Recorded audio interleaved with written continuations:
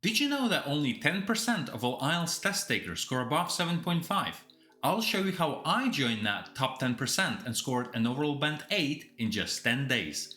I'll be showing you how to quickly improve your speaking skills even as a beginner, how to prepare for any topic in speaking and writing, my secret tricks to boost your score, and which parts of a test need more of your attention. But first, what is the biggest mistake students make when preparing for IELTS? Often we think a test score shows exactly how good our English is.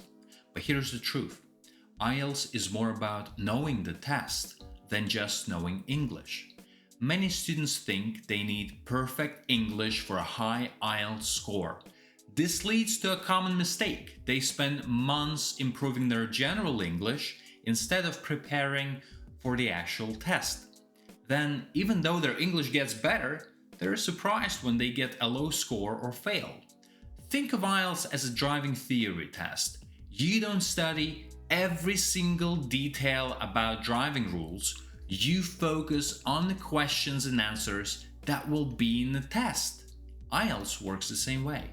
Now that we know to focus on test preparation rather than general English, let me share some secret tips for getting a high speaking score even as a beginner. But first, let me ask you, is it easier to talk about your favorite food and sports or about economics and statistics? Your score in speaking and writing often depends on which topics you get.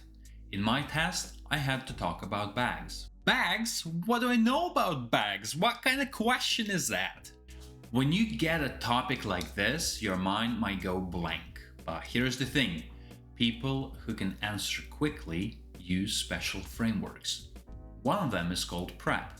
P, point, R, reason, E, example, P, point restated. Let's use PREP to talk about bags. Bags are essential items in our daily lives.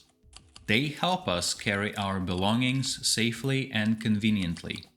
For instance, I use different bags for different purposes.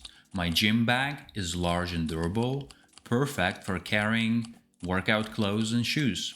When I travel, I use a small waist bag to keep important items like my passport and money close and secure. So bags are truly versatile tools that make our lives easier in many ways. It might feel strange at first, but after practicing with a few topics, it becomes natural. Soon you'll be able to talk about anything. By the way, sign up for my newsletter to get a free PDF of the most common IELTS speaking topics to start practicing with the PREP framework today. Now, having a good structure is great, but if you don't use the right words, you won't score well. So you need to work on building your vocabulary. And that's the hardest part. I never said this was going to be easy, did I? But hey, don't worry. You won't need to study hundreds of random words every day. Instead, focus on learning versatile words and expressions. Let's look at our bags example again.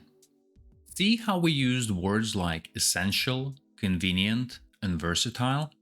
These words work for many different topics. You could replace bags with almost any other subject, and the paragraph would still make sense. I hope you get the gist, and to make it easier, I've packed the PDF with helpful vocabulary for both speaking and writing. Speaking of writing, this is definitely the hardest part of IELTS. Many students struggle with it, but guess what? I managed to score 7.5 without practicing my writing at all. Now, I'm not sure about you, but I'm not a big fan of grammar or writing. Even thinking about practicing it makes me sick. I couldn't even force myself to practice writing, even though my IELTS was just a few days away.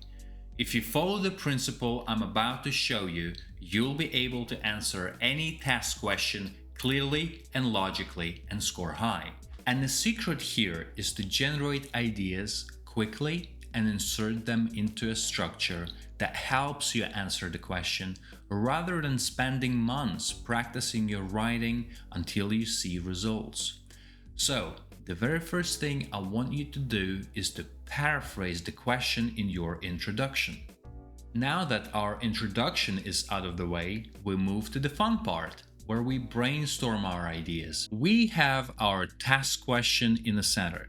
And before we even decide whether we agree or disagree with the main question, we want to establish the main points. On the left, I'll have the positives, and on the right, I'll have the negatives.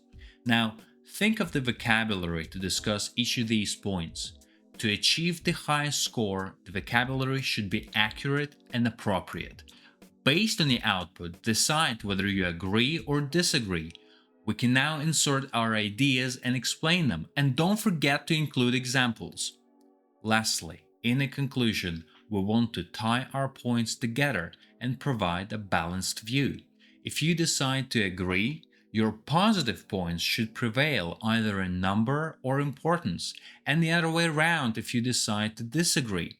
This was basically the only thing I did to prepare for my writing, and since it was more fun than writing full essays from scratch, I was actually more consistent. Okay, we talked a lot about what you can do to improve your score, but how do you actually organize your study time? Which parts of a test should you focus on most? Well, if you know what you need to work on, preparing becomes much easier. Here's what I did. When I practiced listening, I realized I could easily score 8 or 8.5, so there was no point spending lots of time trying to get a 9 in listening. It would only slightly improve my overall score. Instead, I focused more on speaking. I watched Band 8 examples on YouTube and practiced common topics while learning new vocabulary. This helped make my speaking more fluent and accurate. If I had spent all that time on listening instead, even scoring a 9 would have helped my overall score as much as improving my speaking did. Here are 3 things I want you to do. Take 2-3 practice tests for each IELTS section.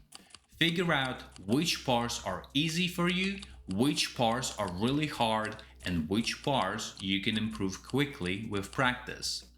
Start with the parts you can improve quickly. These are your quick wins. For me, these were speaking and reading.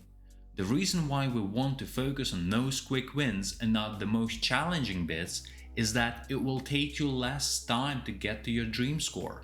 Plus, if you're making quick wins along the way, you feel more motivated and actually enjoy the process.